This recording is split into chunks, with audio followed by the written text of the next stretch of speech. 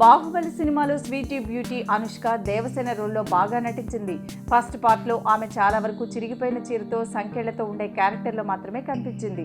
రెండో పార్ట్లో అనుష్క రోల్కు చాలా ప్రాధాన్యం ఉండనుంది. ఇదిలా ఉంటే అనుష్క వల్ల బాహుబలి నిర్మాతలకు భారీ లాస్ వచ్చిందట. ఆ లాస్ కోట్లలోనే ఉంది.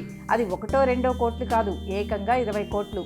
ఏ నిర్మాతకైనా ఇది చాలా పెద్ద మొత్తమే. అది ఓ హీరోయిన్ కారణంగా అంటే మాటలు కాదు. బాహుబలి 1లో అనుష్క సన్నగా అందంగా ఉంది. అప్పుడు ఆమెతో రెండో భాగానికి సంబంధించి చాలా సన్నివేశాలను షూట్ చేశారు. ఇదంతా 2 సంవత్సరాల నాటి మాట.